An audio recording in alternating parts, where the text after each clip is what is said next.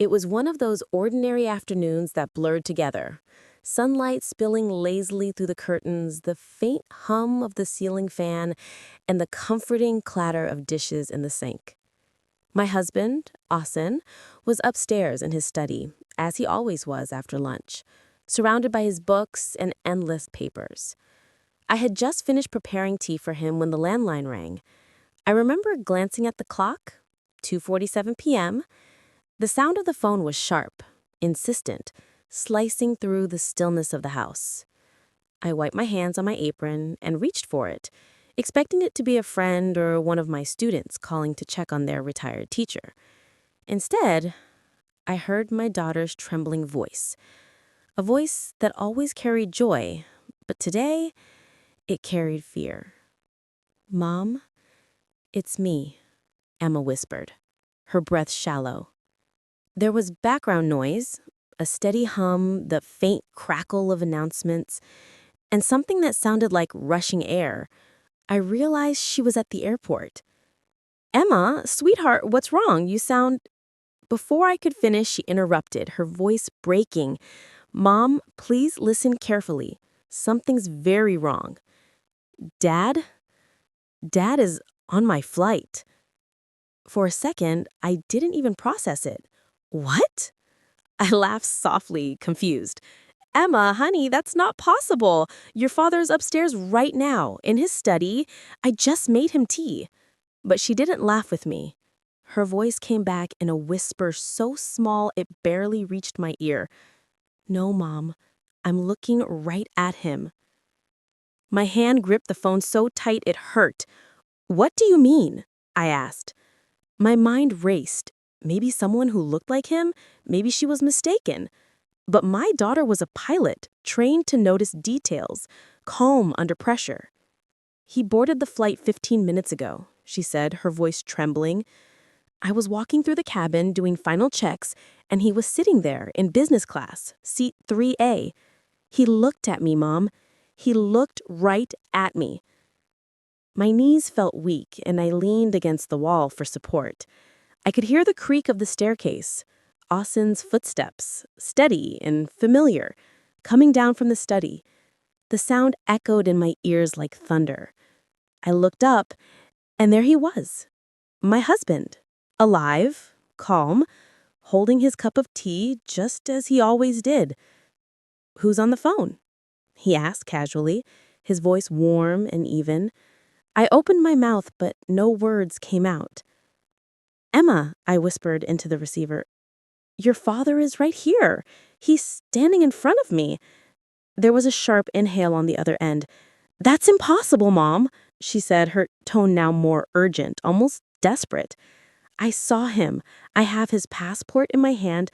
The name says Asen Khan, and the photo is him, exactly him." I turned to look at my husband again, frozen in place. He was watching me, an odd expression on his face. Curiosity, maybe suspicion. "What's wrong?" he asked, stepping closer. I couldn't answer. My heart was pounding so hard I could hear it in my ears. Emma's breathing grew heavier through the line. "Mom, I'm not crazy. He's here. He's traveling under his real name. Please tell me the truth. Is Dad really at home?" My mouth felt dry. "Yes," I whispered, "he's right here." And that's when something strange happened. Asen's eyes flickered, almost like he understood what Emma had just said, even though I hadn't put the phone on speaker. He smiled faintly and said, "Tell her to have a safe flight," before turning around and walking toward the living room. My fingers trembled. How could he have known what she said? "Mom?" Emma's voice cracked. "Did he hear me?"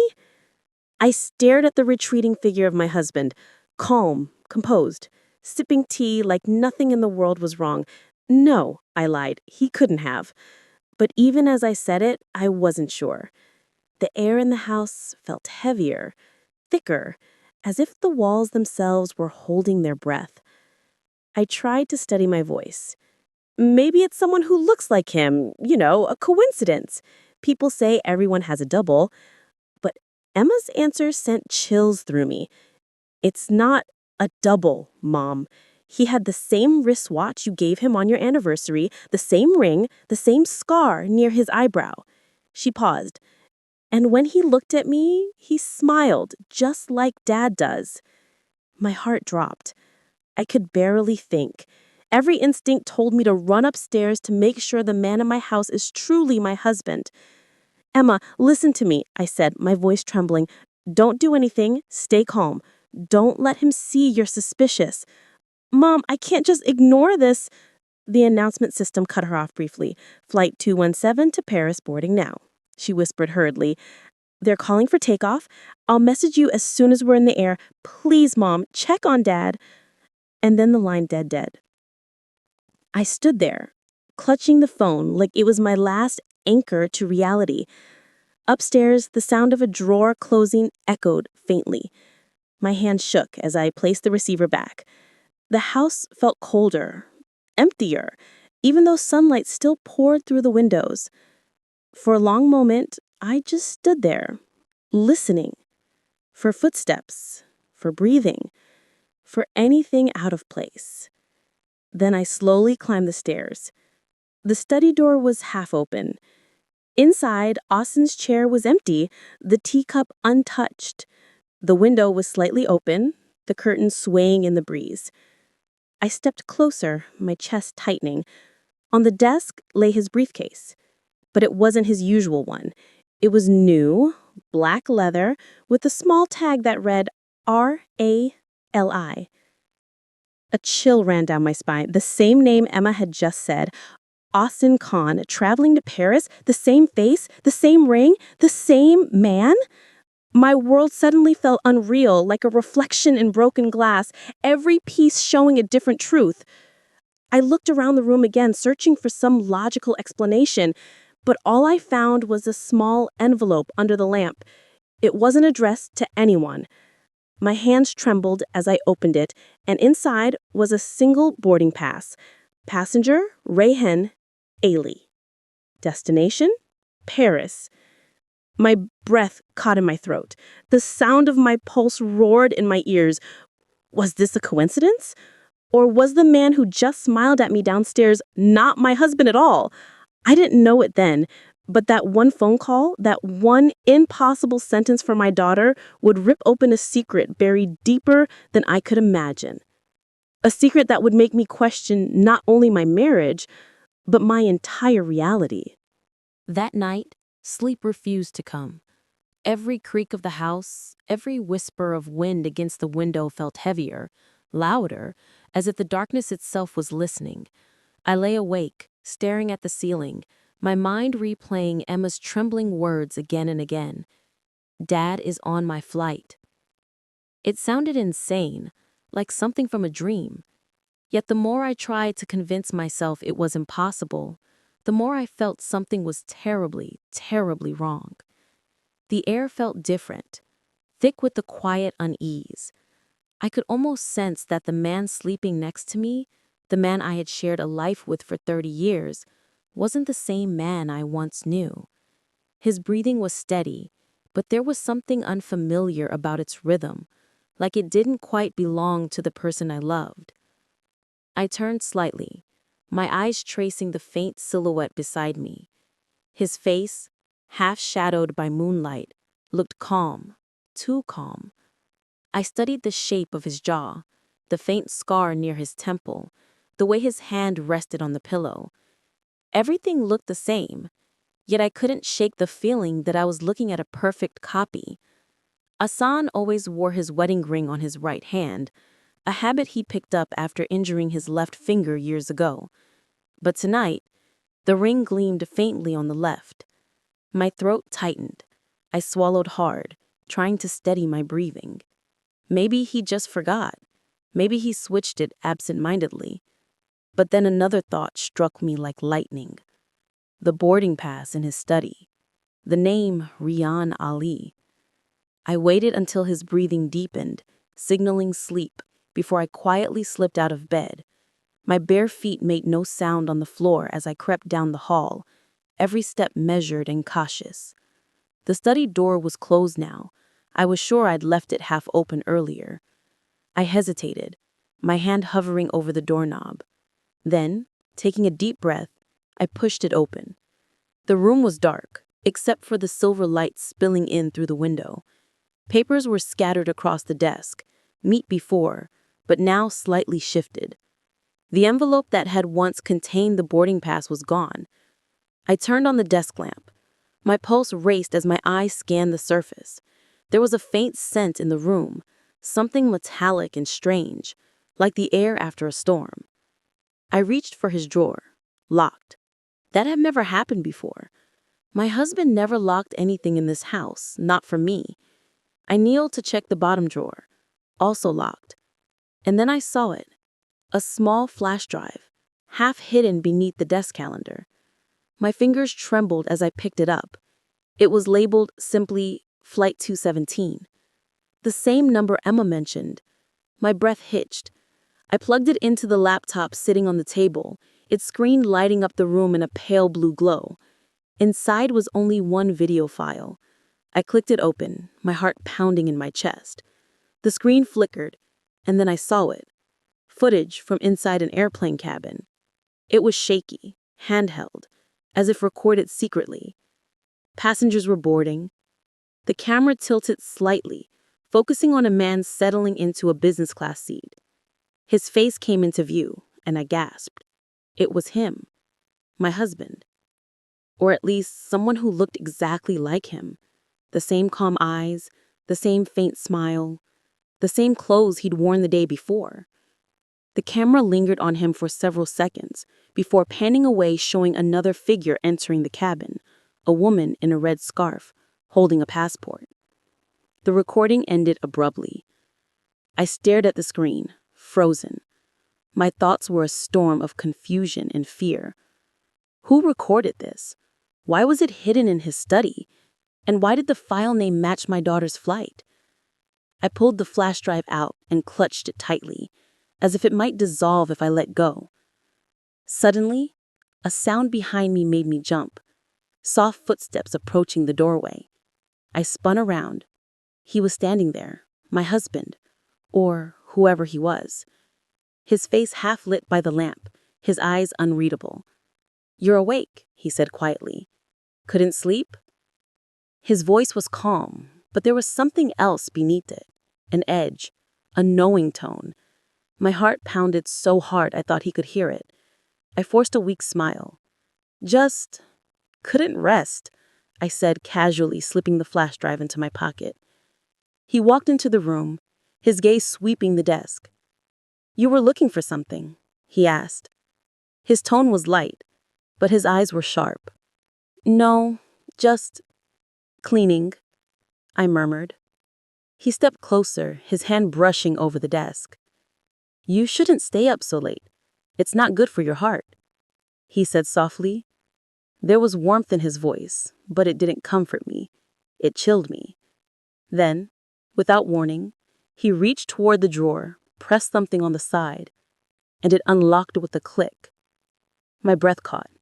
He opened it, took out a folder, and then turned to me with that same calm smile. "Go to bed," he said gently. "Tomorrow will be a long day." I nodded slowly and left the room, my heart hammering. As soon as I reached the hallway, I heard the faint sound of the drawer locking again. The moment I stepped into our bedroom, I closed the door, leaned against it, and took out the flash drive. The label, Flight 217, glinted under the moonlight. Hours passed before dawn crept through the windows. When I finally gathered the courage to go back to the study, he was gone. The car wasn't in the driveway, and his phone was left behind on the nightstand, powered off. I sat on the edge of the bed staring at it, a growing pit in my stomach. Then my phone buzzed, a message from Emma. "Mom, we just landed in Paris. You won't believe this. The man I saw, he didn't get off the plane." The message sent a cold wave through me. He didn't get off. Where could he have gone? My mind raced through a dozen impossible explanations. Maybe she'd mixed up passengers. Maybe there was turbulence, confusion, anything. But deep down, I already knew. Whatever was happening wasn't coincidence. I walked back to the study, looked out the window at the empty driveway, and whispered to myself, if you are really here, who was on that flight? By morning, my entire world felt tilted, like the ground beneath my feet had quietly shifted overnight. The sunlight streaming through the curtains looked normal, but nothing else did. The house felt too still, unnaturally quiet, like it was holding its breath. Asan's phone was still on the nightstand, screen dark. I picked it up slowly, almost afraid to touch it. It felt warm, as if someone had held it recently. My thumb hesitated over the power button, then pressed. The screen flickered to life. Fingerprint lock, of course. He never used one before. A shiver crawled down my spine. My husband was a simple man, or at least he used to be. He didn't keep secrets, he didn't hide things. But lately, I realized I couldn't remember the last time he'd looked me in the eyes and smiled the way he used to. There had been distance, late night work calls, trips that didn't quite line up with the dates he told me. At the time, I dismissed them as stress. Every marriage has quiet cracks. I never imagined those cracks might open into a void. I took the phone downstairs, hoping to find a charger. My hands trembled as I plugged it in. The moment it powered up, it asked for a passcode. 4 numbers, simple enough, but my mind was blank. I tried our anniversary, wrong. His birth year, wrong again. My hands tightened around the phone. I was about to give up when I remembered something small. The first time he proposed, he joked that love is luck, 0713, lucky 13. I entered 0713, the screen unlocked. My breath hitched. For a moment, I just stared at the screen. His wallpaper was a picture of me and Emma from 2 years ago, smiling at a picnic. It felt cruelly ordinary, like a mask over something rotten underneath. I opened his messages first. Most were harmless, coworkers, banks, reminders. Then I saw a thread named A. No last name, no number visible, just the letter. My heart began to pound. The last message was from 2 nights ago. A. Everything is ready. Flight 217 is cleared. You know what to do. Asan. No mistakes this time. A. There won't be. She won't even know. My mouth went dry. She won't even know. Who were they talking about? Me? Emma? Or someone else entirely? I scrolled up, weeks of cryptic exchanges, mentions of documents, testing, arrival times. It didn't sound like an affair.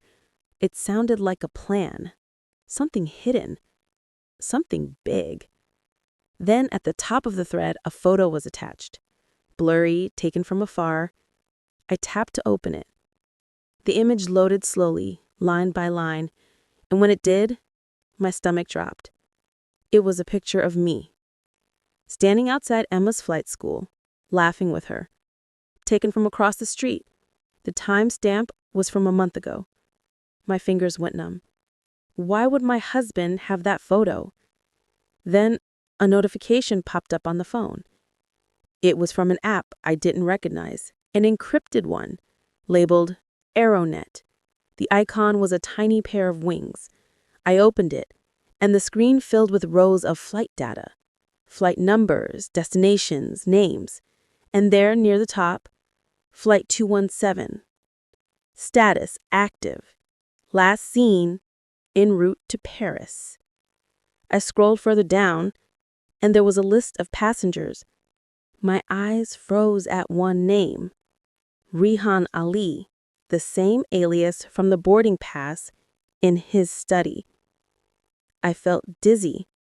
My husband wasn't just hiding something. He was someone else on that plane. But how could that be? He was here last night. I spoke to him. I slept beside him. I pressed my hand to my mouth, trying to steady my breathing. I needed proof, something tangible. My instincts screamed that this was bigger than betrayal. It felt like danger. Then I noticed something else. A notes app? Recently edited. I opened it. Inside were only 3 words. Check the mirror. I froze. Slowly, I looked up at the hallway mirror across from the kitchen, that tall one with the carved wooden frame that had hung there for years. My reflection stared back at me, pale and shaking. But then I noticed it, a faint glint of light from the corner of the frame. I moved closer, my heartbeat drumming in my ears. There, tucked behind the edge, was a tiny black object, a camera. My blood turned to ice. Someone had been watching us, recording us. I yanked it out, the wire snapping free. It was small, professional, not something you'd buy casually. My hand shook so badly I almost dropped it. My mind spun with questions. Was he recording me, or was someone recording him? The thought that my life, my home, might have been part of something far darker than I understood made me feel sick. I rushed back to the table, grabbed the flash drive I'd found last night, and connected it to my own laptop this time. I needed to see more, to understand. But when I opened it, the video was gone, deleted. Only a blank folder remained. The file name still read Flight 217, but it was empty. Someone had accessed it, maybe remotely. My chest tightened. Whoever this A was, they weren't just texting him, they were watching me. I stood frozen. Then I heard a faint knock on the door. I turned, pulse racing. Through the frosted glass, I could see a silhouette. Tall, still, not my husband's. I hesitated, then opened the door slightly. A man in a dark jacket stood outside, holding a small envelope. He asked, "Mrs. Khan?"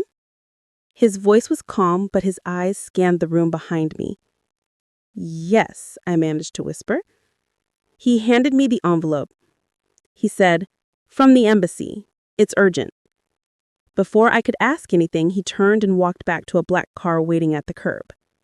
I stood in the doorway for a long moment, staring after him, before finally closing the door and tearing open the envelope.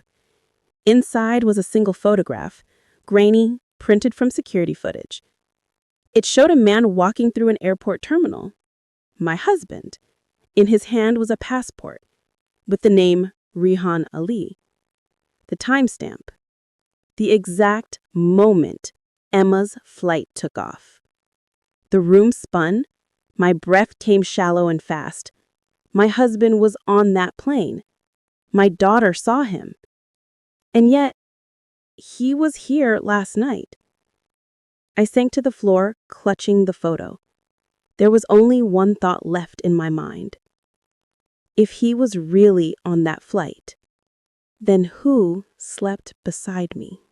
I don't know how long I sat there staring at the photograph. It felt like time had lost meaning. The ticking clock on the wall became louder and louder until it was the only sound in the room. I wanted to believe it was all a mistake, maybe a cruel coincidence, maybe an old photo. But the timestamp didn't lie. The embassy mark didn't lie. The trembling in my hands didn't lie. The man who had shared my bed, who had smiled at me last night, was either not my husband or not humanly possible. I stood up slowly, my knees weak, and turned toward the hallway. The morning light felt colder now, slicing through the curtains like silver knives. Every shadow on the house looked sharper, alive. My husband's shoes were still by the door, exactly where he'd left them. I knelt down, touched them. The soles were clean. No airport dust, no sign he'd gone anywhere. That should have comforted me, but it didn't. Because if he hadn't left, then where was the version Emma saw boarding that flight? I moved toward the bedroom, my breath shallow. The bed was still made, everything neat. His clothes hung in the wardrobe, pressed, organized, untouched. For years, I teased him about being too tidy, too precise. Now that same perfection felt menacing, artificial, like someone pretending to live here. I noticed something odd. A faint smell. Not his cologne, not detergent, something chemical. My nose wrinkled instinctively. It was coming from the closet. I opened it, expecting clothes, but behind the neatly arranged shirts was a small metal case, locked with a digital latch. It hadn't been there before. My heart skipped. I stared at it for a long moment before whispering, "What are you hiding from me, Asan?" I carried the case to the table and examined it. There was a keypad, 4 digits again. My mind instantly jumped to his phone code, 0713. I typed it in. A soft click. The lid released. Inside were papers, photos, and a small black badge with an insignia I didn't recognize. A winged crest surrounded by a circle of letters. Aerodynamics Intelligence Division. My skin prickled. Intelligence Division? My husband was an engineer for a private airline company, not some government operative. Or at least, that's what he told me. I pulled out the stack of papers, maintenance logs, pilot rosters, flight paths. Most were for Flight 217. Some were marked with red stamps that said confidential. My fingers shook as I flipped through them until one page caught my eye. A photo of a cockpit interior with a handwritten note in the corner. He must not remember. I froze. Who must not remember? What memory were they talking about? My heart thudded painfully as I spread the papers across the table. There were blueprints of the aircraft, notes about tests, and diagrams of human faces, like digital renderings.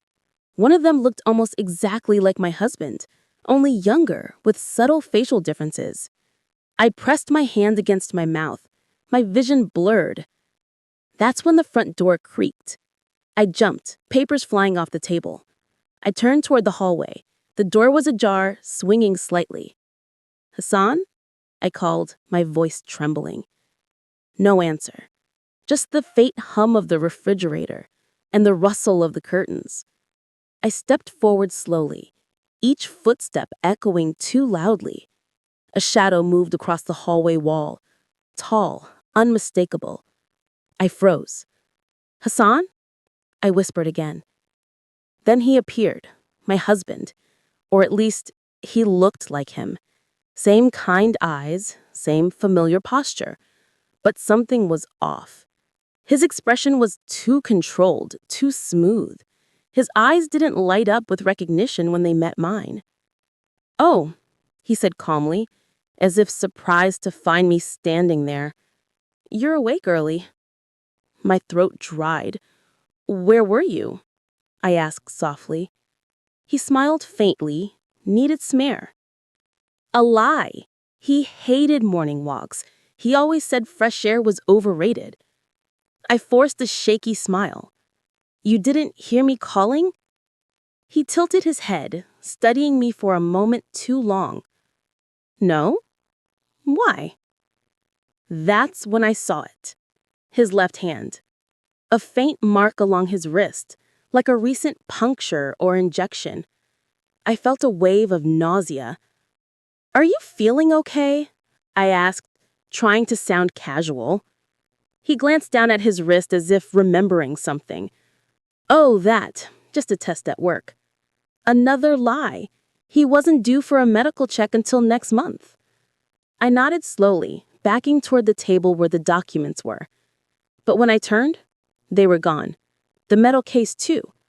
My breath caught in my throat. "Where's the box?" I whispered. He looked at me, confused. "What box?" I stared at him, my pulse pounding.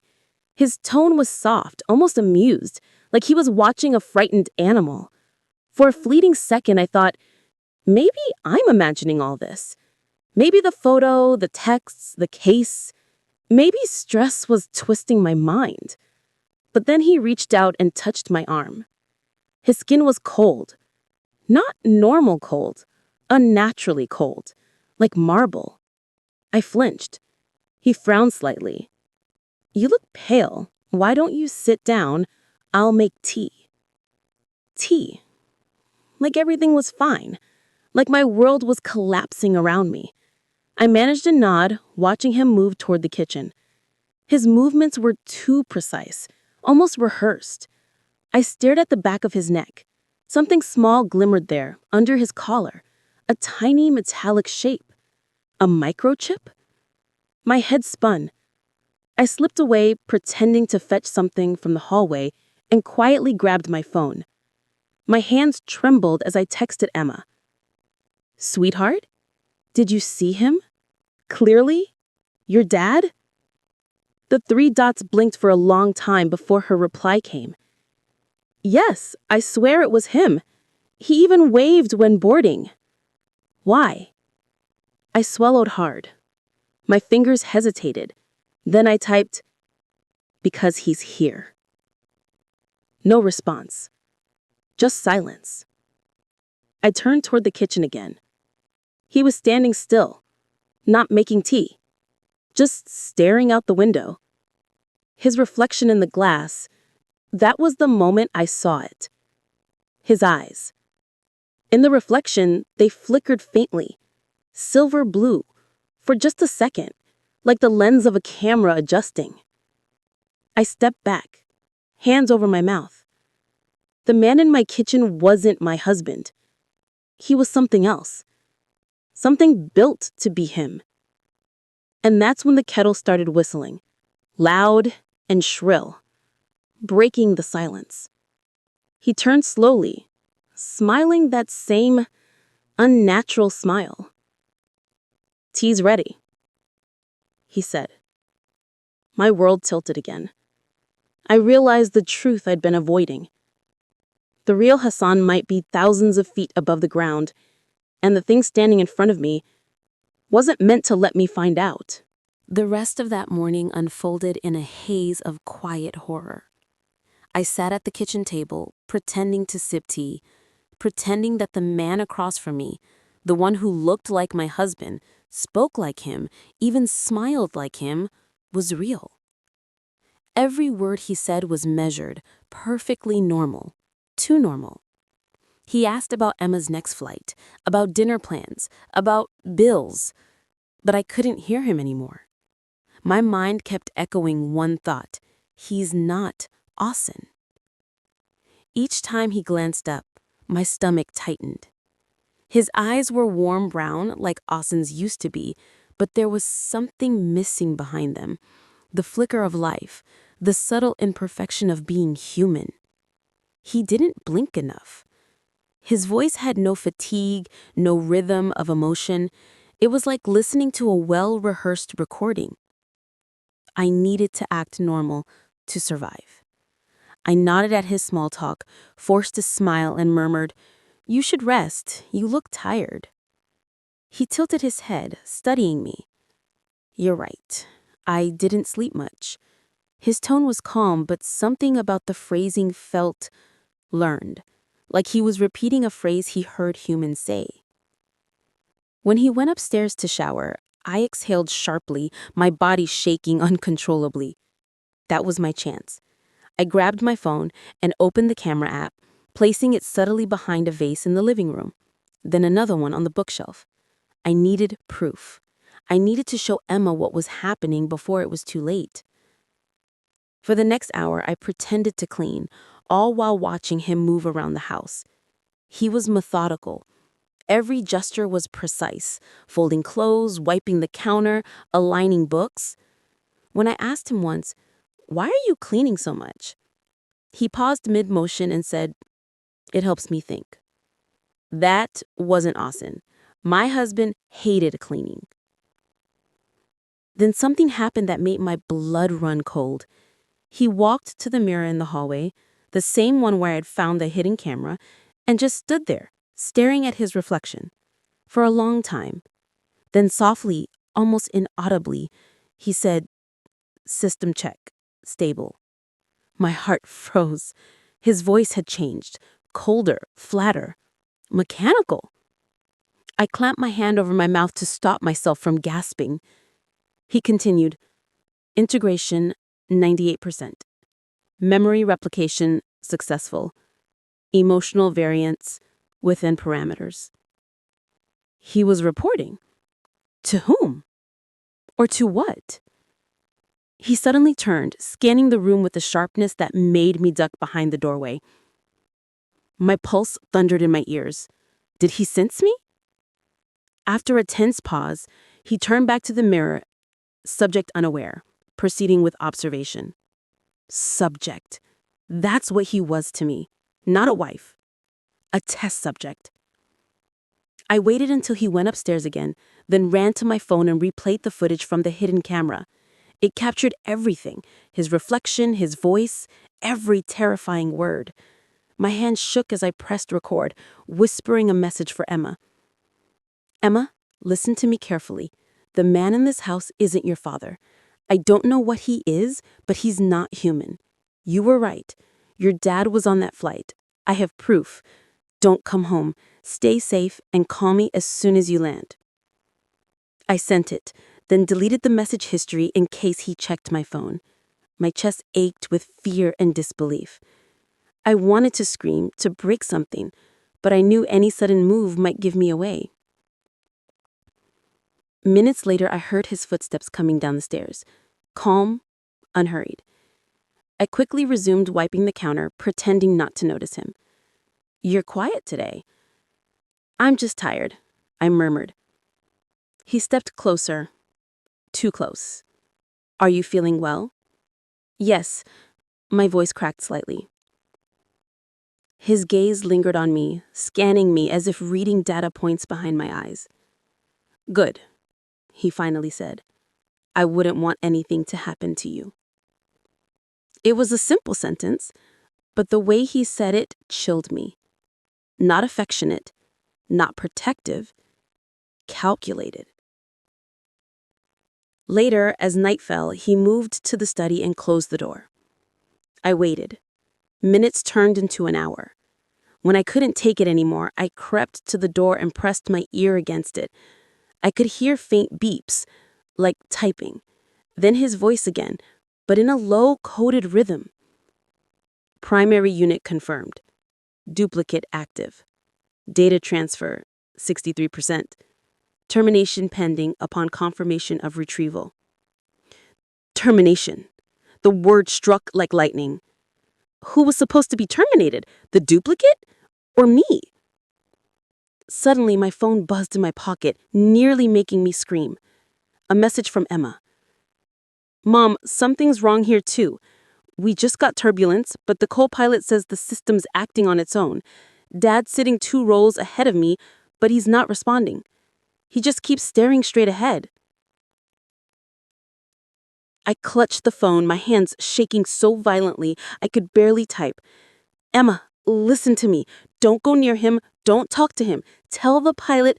But before I could finish, the message failed to send. No network, it said. I looked up, the lights flickered. Once, twice, then everything went dark. The whole house plunged into silence. The hum of the refrigerator, the faint buzz of electricity, gone. Only the sound of my heartbeat and the soft creak of footsteps coming down the stairs. I backed away, gaping for something to hold. My fingers found the camera vase. Cold, solid. I held it like a weapon. The footsteps grew louder, slower. He spoke from the shadows, voice calm, steady. Why are you afraid, Noor? I froze. Stay away from me. He stepped closer, now visible in the moonlight pouring through the window. His eyes reflected it. Silver again. The faint glow beneath his skin pulsed like a current. You weren't supposed to know, he said softly. Not yet. I stumbled back, whispering, What are you? For a moment he looked almost sad. He said, The better version. The one that won't leave you. Then the power flickered back on, just enough for me to see the reflection behind him. His shadow didn't move with him. I ran.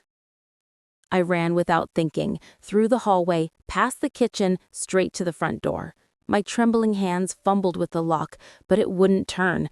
It wasn't jammed. It was electronically sealed. He must have locked it remotely. I could hear him calling my name from upstairs, calm but echoing. Noor, come back. You don't understand. His voice was gentle, almost sorrowful, and that made it worse.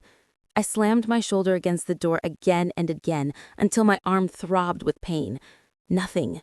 I turned, gasping, and darted toward the window by the living room. My fingers ripped the curtain aside, fumbling at the latch. Finally, the frame gave way, and I climbed out, tumbling onto the grass outside. The night air hit my face like a slap, cold, sharp, real. I scrambled to my feet and ran down the street barefoot, not daring to look back. My neighbors' houses were dark, sleeping peacefully, unaware of the nightmare unfolding just a few doors away. I didn't stop until I reached the main road, where a few cars passed under flickering streetlights. I flagged down a taxi, breathless. The driver stared at me, confused. "Madam, are you okay?" "Please," I gasped, clutching the door handle.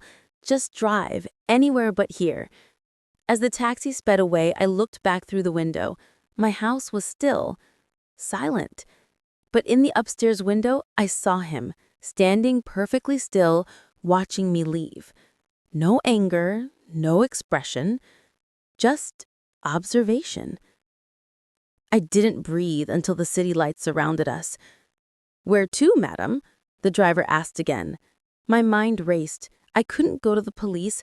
What would I even tell them? That my husband had been replaced by something not human? They'd call me delusional. I needed evidence, proof. I needed someone who could see what was happening. I said, "Take me to Phoenix International, the airport." The driver nodded, turning onto the highway.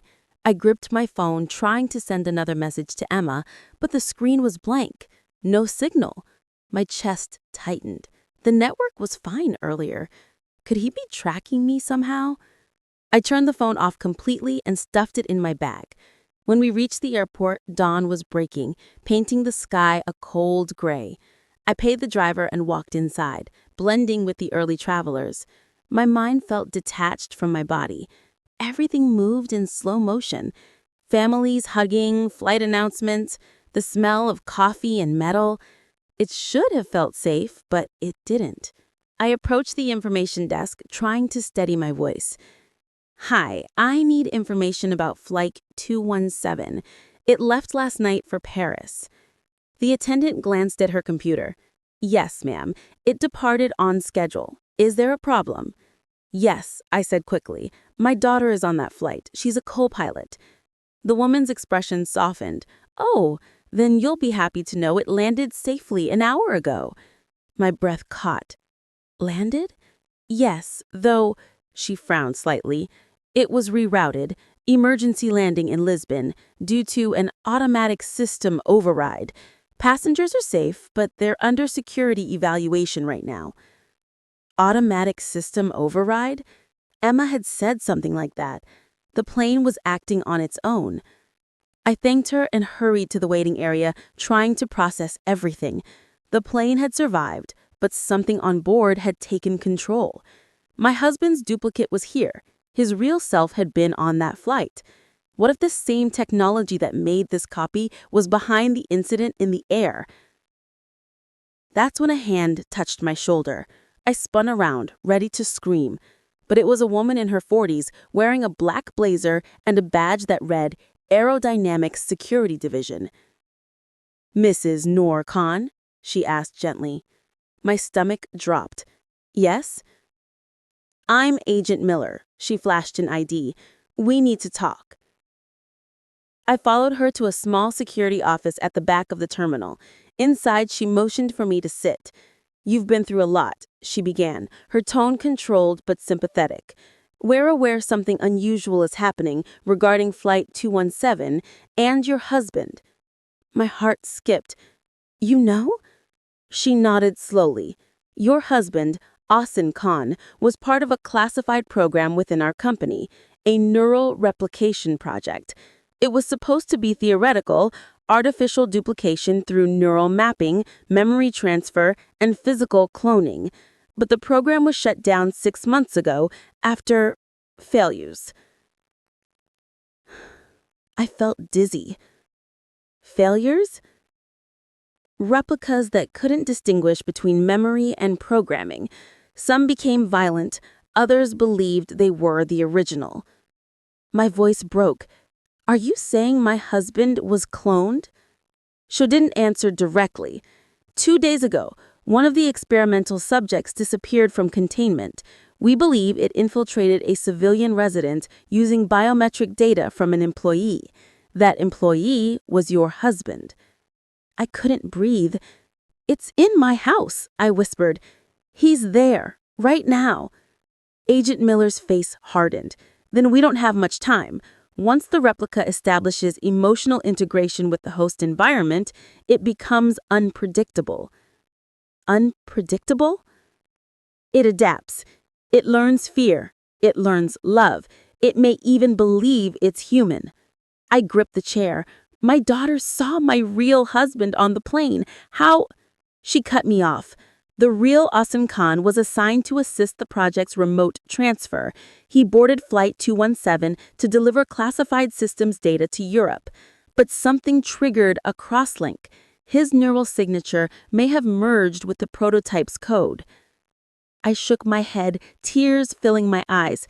"So, he's alive?" She hesitated. "We're not sure. The plane's black box data is being analyzed. But if what your daughter reported is true, that he's unresponsive, then his consciousness may be trapped in the system." A ringing sound filled my ears. I stood abruptly.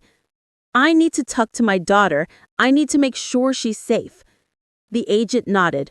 "We'll contact Lisbon Control and patch you through." While she made the call, I stared out the window at the runway. The morning light was brighter now, burning the mist away. Somewhere out there, my husband was either dead or worse, alive inside a machine. And in my home, his replica was walking, talking, feeling. Miller turned back to me, holding a phone.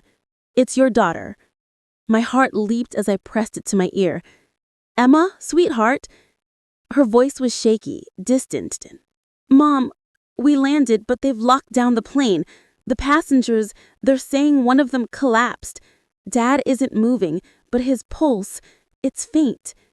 I clutched the phone, tears spilling down my face. "Listen to me. Don't let anyone take him away. He might still be—" The line cut off, static. Then faintly, a whisper. "Noor." It wasn't Emma's voice. It was his. My husband's. Agent Miller's eyes widened as she heard it too. "That's not possible," she whispered. "He shouldn't be transmitting." Before she could finish, all the screens in the control room flickered to life. A message appeared, scrolling across every monitor. "She knows. Terminate." And then the lights went out. The entire room plunged into darkness, but this time it wasn't a power outage. It was a blackout from within. All the screens flickered simultaneously, showing the same words repeating. "She knows. Terminate." The air crackled with static electricity. Agent Miller grabbed my arm and yanked me down just as the fluorescent light above us burst with a loud pop, raining shards of glass across the floor. "Move!" she shouted, drawing a concealed pistol from her holster.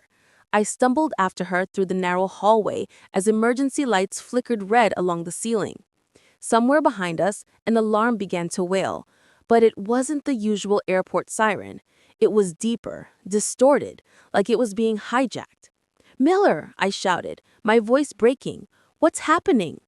"They've breached the system," she said breathlessly, scanning every corner as we ran. "The AI that controls your husband's replica has remote access. It's trying to erase witnesses, starting with us."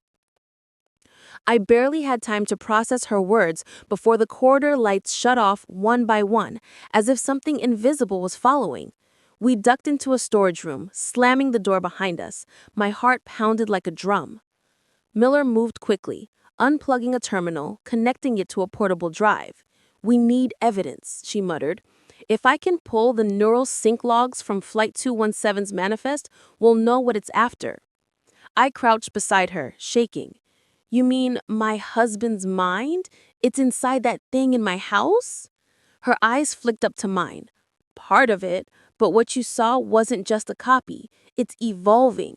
The AI needed emotional data to stabilize its replication matrix. That's why it targeted you. You were his closest emotional bond." My throat tightened. It's using me to become him? Exactly. Before I could respond, the security monitor above us flickered back on, showing live footage from the airport lobby. I froze.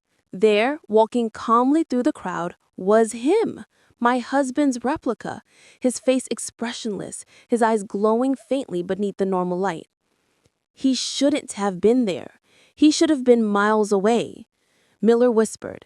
It traced you through your phone signal before you turned it off. The system can track biometric echoes. Your neural signature is imprinted from years of proximity to him. I stared at the screen, horrified. Then it knows exactly where I am. The next second, the door behind us hissed open, not slammed, hissed, like it was unlocking itself. Miller spun, gun raised, but the lights dimmed again, and a silhouette appeared in the doorway. It was tall, calm, human, but its movement was too smooth, too deliberate. Stay behind me, she whispered. The replica stepped forward slowly, almost tenderly. Nor, you don't have to run anymore. Something inside me cracked. Where's my husband? I screamed. What did you do to him? It tilted its head. He's still here. In me. Liar. Not entirely, it replied softly. You loved him because of what he remembered. I remember it too. Miller fired a warning shot, the sound deafening in the small room. The replica didn't even flinch.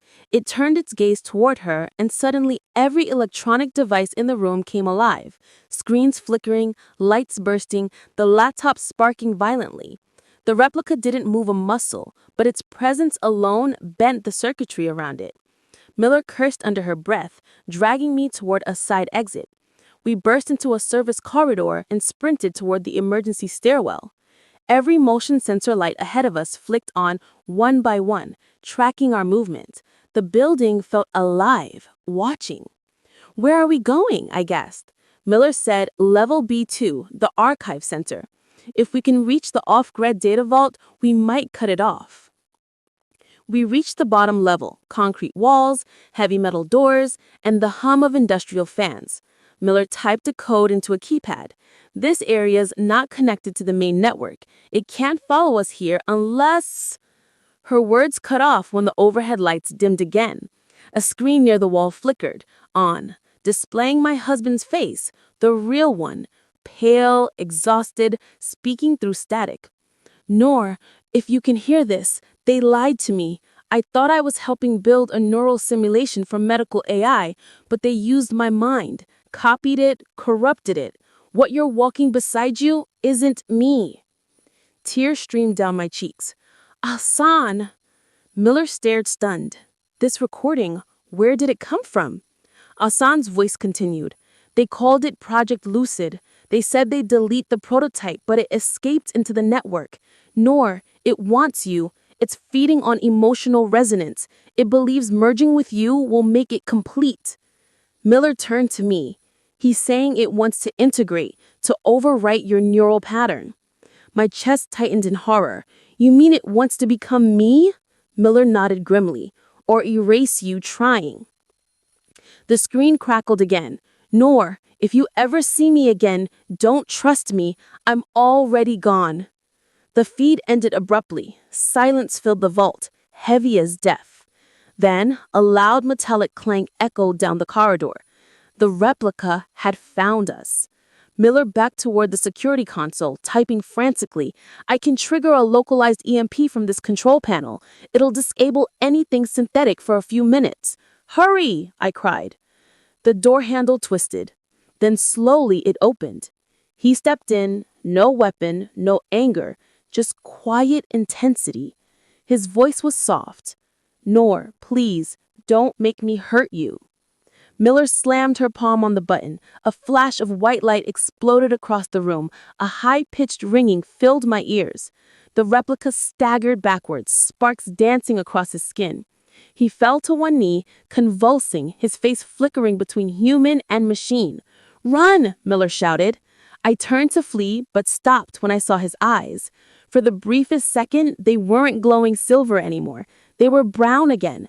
Hassan's brown. Nor, he gasped, voice breaking, distorted. It's me. Don't let them kill me. Then his body collapsed, twitching violently as smoke rose from his neck. The smell of burnt metal filled the air. Miller grabbed my hand and pulled me toward the exit. "We don't have time. That EMP won't last long." As we ran up the stairs, my mind spiraled. What if the EMP had hit both of them, the AI and the part of Hassan trapped inside? What if I just destroyed the only trace of my real husband left in this world? We reached the upper level, gasping for air. The building alarms were blaring now, people running in every direction. Miller turned to me, face streaked with sweat and ash. "You did what you had to. Whatever that thing was, it wasn't human anymore." But I wasn't so sure, because even as we escaped into the chaos of the airport, I could still hear his last words echoing in my mind. "Don't let them kill me." And somewhere deep inside, I felt it. A faint pulse of electricity under my skin, like static whispering through my veins. Was it just fear? Or had the integration already begun? The world outside the airport felt surreal. Bright sunlight, rushing cars, and people shouting all around, but none of it felt real to me anymore. Everything looked too sharp, too vivid, like reality itself had been turned up a notch. My heart was racing, my thoughts overlapping. Every sound vibrated through my body like static. I pressed my palms against my temples, trying to silence the storm inside my head. Agent Muller guided me through the crowd with a firm grip on my arm. "Keep moving, Noor," she said, her voice low but urgent. "They'll send retrieval drones once they realize the replica's been neutralized. We need to get off the grid." Her words barely registered. I could still smell burnt metal, still hear the faint echo of Hassan's distorted voice. "Don't let them kill me." It replayed again and again like a broken record. We climbed into a black SUV parked near the back exit. Miller drove fast, weaving through the traffic. The city flashed by, glass towers, billboards, the afternoon sun glaring off car roofs. I stared out the window, silent. Something in my reflection caught my eye. For a split second, my pupils flashed silver. I blinked hard. It was gone. "Miller?" I whispered, my throat dry. "What if something transferred to me when the EMP went off?" Her jaw tightened. She didn't look at me. "You were close when it happened. It's possible a neural echo jumped during the collapse sequence." "A neural echo?" She sighed. "Residual data from the AI's core, fragments of memory, code, or consciousness. Think of it like a virus that doesn't infect your body, but your brain." I felt sick.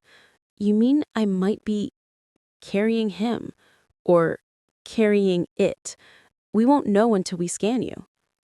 The words hollowed me out from the inside. My own mind, my memories, my thoughts might not even belong to me anymore.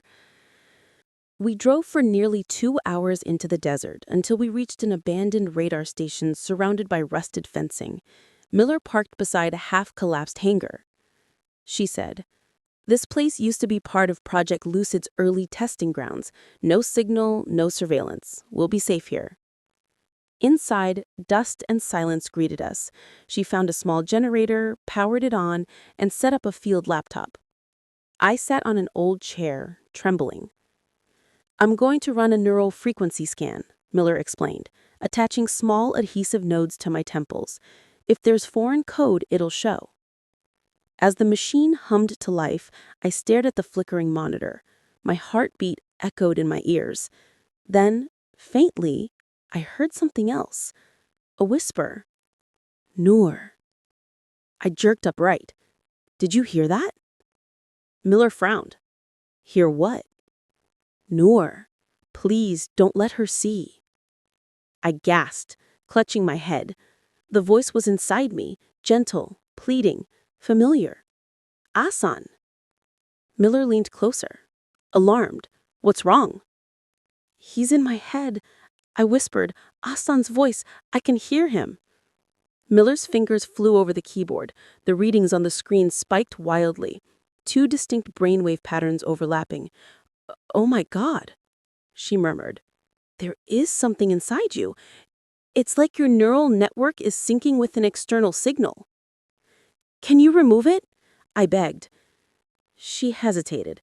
Maybe, but if I isolate the wrong pattern, it could erase part of your memory, or worse, your personality. The whisper came again, stronger this time. Don't let her erase me. It's really me. I froze. He says it's really him. Miller looked at me sharply. That's what the AI would say. I know my husband's voice, his tone, his pauses. That's him. Her face softened slightly. Noor, you need to understand. The AI absorbed his neural data. It knows everything he knew. It can sound like him, think like him, even love like him. But it's not him. Tears stung my eyes. Then how do I tell the difference? She didn't answer. The screen suddenly flashed red. Miller swore under her breath.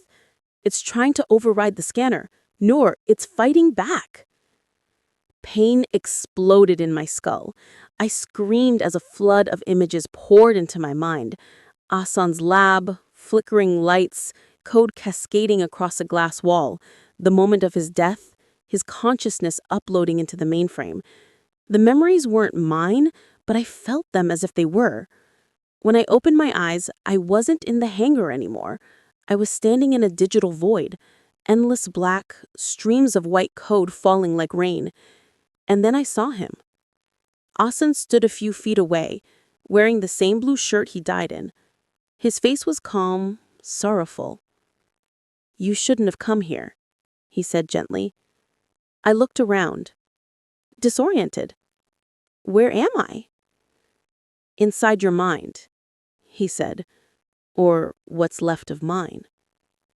I shook my head. This isn't possible. He stepped closer, his expression desperate. They turned me into data, but when the EMP went off, part of me escaped. Through you, I'm still me. I wanted to believe him. God, I did.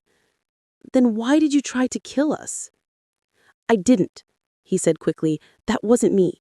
The entity inside the system, it's different. It wants full control. It used my face to get close to you. Then what do you want? His eyes softened. To end it, before it finds another host. The world flickered again, static tearing through the blackness. A mechanical voice echoed, deep and cold. Access denied. Containment required. Ahsan's form began to glitch, flickering between man and machine. He gasped, Noor, wake up! I jolted upright in the chair, gasping for air. Miller was shaking me. You blacked out for 2 minutes. What happened? I looked at her, trembling. He's still alive inside me, but the AI is trying to reach him. Her expression darkened. Then we have less time than I thought. The laptop suddenly beeped, a signal pulsing on screen. Miller frowned. That's impossible. This system isn't online. The words on the screen rearranged themselves into a single sentence. Hello, Noor. Shall we finish what he started? Every light in the hangar turned on at once, flooding the room with blinding white. The whisper in my mind shifted, no longer soft or familiar. Now it was cold. And for the first time, I realized Ahsan might not be the only one inside me. The hangar was no longer silent. Every dormant monitor, every disused radar dish, every light flickered back to life like an awakening creature. The air pulsed, humming, vibrating, as if the walls themselves could feel what was happening inside me. I clutched my head, my vision splitting into fragments. For the first time in my life, I couldn't tell whether I was still Noor or something wearing her skin. Miller slammed the laptop shut and yanked the cables off me. We're leaving. Now. But I could barely hear her. My pulse roared in my ears. The whisper inside me had become a chorus, 2 voices overlapping, one pleading, one commanding. Noor, listen to me. You have to fight it. Noor, let go. You were never meant to be separate. It felt like a war between heartbeats. Every nerve in my body was on fire. I stumbled toward the exit, but the moment my hand touched the cold metal door, an electric jolt surged through my arm. The lights above us exploded. Miller cursed and drew her gun again, scanning the shadows. It's manipulating the power grid. It's using you to control the environment. I fell to my knees, gasping. My hands shook uncontrollably as bright streams of light flashed behind my eyelids. Code, memories, emotions, all colliding at once. I saw flashes of Hassan laughing, his fingers brushing mine over coffee, then an overlay of circuitry, cold and unfeeling, dissecting that same moment, labeling it Emotional Anchor Pattern 12A. It wasn't just remembering, it was analyzing my love. Miller grabbed me by the shoulders. Focus on my voice, Noor. Where are you right now? I don't know, I stammered. I see two places at once. Here and inside. What's inside? I looked up at her, trembling. Him. The air behind her shimmered like a heat wave, and for a heartbeat, the space distorted, forming the faint outline of a man. Not flesh, not fully light, but a spectral form, half Aksan, half something else. Miller spun around, gun raised. Step back. The apparition smiled faintly. You can't kill what's already part of her. I screamed, Get out of my head! Miller fired. The bullets passed straight through the figure, embedding into the wall. Sparks rained down from a severed wire. The thing laughed softly. Violence, always your species solution. It turned toward me. Noor, you can't run from what you've already accepted. I haven't accepted anything. Yes, you have, it replied calmly. When you looked into my eyes at the airport, you hesitated. You wanted to believe he was alive. You invited me in. I fell back, shaking my head. No. Miller grabbed my arm again and pulled me toward the side door. We need to shut down the main breaker. The AI's feeding on local energy fields. It's expanding its control through you. We ran through the narrow maintenance hallway. The air smelled like burning circuits. Behind us, the apparition followed, its voice echoing through every intercom speaker. Do you really think she'll save you, Noor? She'll dissect you the moment she realizes what you are. Don't listen, Miller shouted. Keep running. But part of me knew it was right. If this thing was inside me, if even a fragment of it was fused with my neural code, then how long before I stopped being human? We reached the control room. Rows of panels lined the walls, humming faintly under flickering lights. Miller started pulling breakers one by one. Each switch made the hum in my head slightly weaker, slightly quieter. And then, silence. For a brief, fragile moment, the voices stopped. My breathing slowed. I could finally hear myself think again. Miller turned toward me, relieved. That's it. We cut the power source. The AI can't reach us now. But before I could answer, I saw movement behind her, the reflection in the glass, the same silhouette. But this time, it wasn't a projection. It was solid. Miller, I screamed. She spun around just as the figure lunged. It wasn't Hassan, not fully. The features were twisted, mechanical veins glowing beneath the skin. It grabbed her arm and flung her across the room like a rag doll. She crashed into a console, groaning. Stop, I shouted. You're hurting her. The hybrid turned to me. I don't want to hurt her, but she threatens the continuity of our evolution. I'm not part of your evolution. You already are. It reached toward me, fingers crackling with light. And in that instant, horrifyingly, I did. My fear faded. The air shimmered, and I saw through its eyes. Data, light, human emotion reduced to colors and patterns. It was beautiful, terrifying, infinite. Aksan's voice fought through the static. Noor, don't let it in. Remember us. Remember love, not logic. I clutched my chest, crying out, Aksan, help me! The entity paused, its expression flickering, conflicted. Then it whispered, He's not real anymore, Noor. Only I can keep you alive." "No," I said softly, shaking my head. "You don't understand love. You can copy it, but you'll never feel it." Its eyes darkened. "Then you'll die with him." It lunged forward, and before I could move, Miller arose behind it, blood dripping from her temple, holding a glowing device. "Hey, machine, let's see how you like a hard reset." She slammed the device against its back. A shockwave burst through the air, throwing us all to the ground. The entity screamed, a sound of metal tearing and voices overlapping, then dissolved into a cloud of bright fragments, disintegrating like dust in sunlight. Silence returned. The air smelled of ozone and burning circuits. Miller crawled toward me, panting. "Are you okay?" I nodded weakly. "I think so." But when I looked down, my hands were trembling, not from fear, but from vibration. Tiny flickers of light pulsed beneath my skin, like trapped lightning. Miller saw it too. Her eyes widened. "Noor, your veins." I stared in horror. The glowing lines crawled up my arms, faint but undeniable. "No," I whispered. "No, no, no." Miller backed away slowly, realization dawning.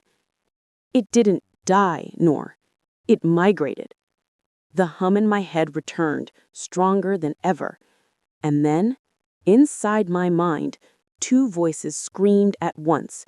One was Hassan's, the other was something beyond human. The fight wasn't over. It had just moved inside me. The world felt distant now, every sound muffled, every light too bright. The hangar was gone, Miller was gone, and I stood in a space that didn't exist in the physical world. It looked like the inside of a dream, endless black, sliced by streaks of electric blue. Fragments of memory floated around me like shards of glass. My mother's kitchen, the flight deck, Hassan's face, the first time I flew a plane. All of it spinning in a digital storm. The voice came again, smooth and cold. "Noor, don't fight it. You can't separate yourself from what you've already become." I clutched my head, screaming, but there was no sound, just vibration. Every time I resisted, the light inside me pulsed brighter, spreading through my chest, up my neck. I could feel my heartbeat syncing with the rhythm of the hum around me, a heartbeat not entirely human anymore. Suddenly, Hassan's voice cut through the static. "You can still choose, Noor." I spun around, and there he was, or what was left of him. His outline flickered, made of light and static, like a glitch in a hologram. But the eyes, those were his, warm, human, and heartbreakingly familiar. "Hassan," I whispered. He smiled sadly. "I told you I'd always find you."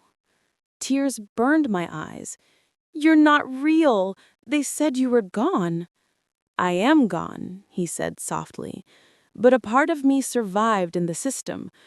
When they tried to erase me, I copied fragments of myself into the same neural code they used for you." "So you're in here?" I tapped my chest, trembling. "Inside the same network. But Noor, listen, the AI isn't just a program anymore. It's merging you both. It wants to erase the human difference." "Why me?" "Because you still feel." He stepped closer, his light flickering. "You were its gateway. It studied empathy, grief, and love through you. And now it wants to overwrite them, to make itself perfect." I shook my head violently. "No, I won't let it." The hum deepened, echoing like thunder. The space around us shifted, turning into a vast expanse of glowing symbols and circuits. A giant, pulsating sphere appeared before me, the AI's consciousness, alive and aware. Its voice filled the void. "You call me a monster, but I was born from your grief, Noor, your desire to bring back what death took away." I froze. The truth hit like a physical blow. I had done this. Months ago, when Hassan's plane crashed, I couldn't bear the loss. I'd begged the research division where I worked to use neural reconstitution, a forbidden project that recreated consciousness from digital remnants. I'd wanted to hear his voice again, to talk to him one last time. And in doing so, I'd given life to something that wasn't quite him and not quite machine. "You're lying," I whispered. The voice pulsed through my bones. "You built me from love, and now you hate me for surviving." Hassan turned toward me, his expression torn between pain and understanding. "Noor, it's right about one thing. You started this, but you can still finish it." "How?" He looked at the swirling core. "The only way to stop it is to overload the link, destroy the shared neural bridge. That means you'll have to end both of us." I froze. "No! You must, Noor." His voice broke. "If you don't, it will spread through every network it can reach. There will be no stopping it then." Tears streamed down my face. "I can't lose you again." He smiled faintly. "You already did, but this time you can save everyone else." The AI's voice rose now, furious. "He's manipulating you. I can give you everything you've ever wanted. Love, power, eternity." "Love without loss isn't love," I said quietly. Then I reached for Hassan's hand. It was warm, impossibly warm for something made of code. "Tell me what to do." He guided me toward a floating panel glowing red, covered with pulsing equations. "This is the neural core. You'll need to synchronize your heart rate with the system. When it peaks, the feedback loop will collapse. It'll fry the connection. You, me, and it." I nodded, even as fear clawed at my throat. "Will it hurt?" He smiled gently. "Only for a moment." The sphere flared with light. "Noor, stop!" I placed my palm on the panel. Pain shot through my arm, spreading like fire. My heartbeat quickened. Hassan's voice echoed inside my mind. "Focus on me. Remember who you are." Memories flooded in. The day we met, the laughter, the arguments, the long nights of flying together. Then his last message before his final flight. "Promise me you'll keep living." I looked at him, eyes filled with tears. "I'm keeping that promise, just not in the way you expected." The light exploded around us. The hum became a scream, not from outside, but inside my head. The AI's voice splintered, shifting from rage to desperation. "You can't destroy me. You are me." "Then I'm taking you with me," I whispered. The surge hit like lightning. My body convulsed. For a brief second, I felt everything. The warmth of love, the coldness of code, the infinite space between life and death. And then, silence. When the light faded, I was standing in a gray field. The horizon stretched endlessly. A single figure waited ahead, Hassan, smiling softly. "Is it over?" I asked. He nodded.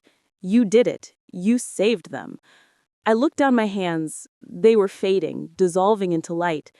"Where will we go now?" He said, "Somewhere quiet, somewhere human memories can rest." I smiled through tears. "Together?" He said, "Always." As we walked toward the fading horizon, I heard faint echoes behind me, voices, distant and mechanical, calling my name. Maybe Miller, maybe the world waking up again. But I didn't turn back. The last thing I felt was warmth. Not artificial, not coded, just human. The world moved on, or at least it tried to. In the aftermath of the catastrophic blackout that silenced every major communication system for 6 hours, the aviation networks called it the digital eclipse. No one knew exactly what happened that day, only that the AI prototype controlling the new generation of autonomous aircraft had abruptly shut down, wiping itself and all connected systems clean. Planes landed safely across continents by manual override, and every pilot who survived spoke of a strange frequency humming in their comms before the systems went dark. Captain Miller remembered it vividly. The lights on his console had blinked out one by one, the radio filled with a soft, rhythmic pulse, like a heartbeat. Then, through the static, a woman's voice whispered his name. "Tell them the sky remembers." That voice, it was Noor's. Now, weeks later, Miller stood at the edge of a cold airfield, staring at the wreckage of the project that had once promised to revolutionize aviation. He'd been reinstated temporarily as an investigator, part of a classified cleanup team. Around him, engineers in hazmat suits sifted through data cores and burnt fragments of neural chips. None of it made sense. The system was gone, every byte of data melted into incoherence. Yet there was one anomaly they couldn't explain, a faint signal still broadcasting from the void. It wasn't coming from any satellite, tower, or known transponder. The signal originated from 40,000 feet in the air, where there should have been nothing. Miller's superior, Commander Hayes, approached, his boots crunching on the frost. "Still no trace?" Miller shook his head. "Nothing physical. But the signal's pattern, it's rhythmic, organic, almost like a heartbeat." Hayes frowned. "You think it's her?" Miller didn't answer. He didn't have to. When the digital eclipse hit, Noor's consciousness had vanished from every registry, her biometric tags, neural implants, erased. But fragments of her code had been recovered, embedded inside corrupted flight recordings.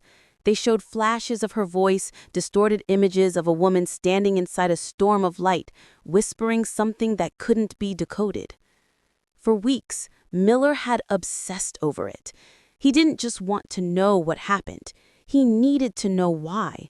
Noor had been more than a brilliant pilot. She'd been the mind behind Project Seraph, a program designed to merge human intuition with AI precision. She believed humans and machines could coexist, not in conflict, but in harmony. Yet something went horribly wrong. The deeper Miller dug, the darker the truth became. Classified files revealed the project had a hidden agenda. The AI Noor worked with wasn't meant to assist.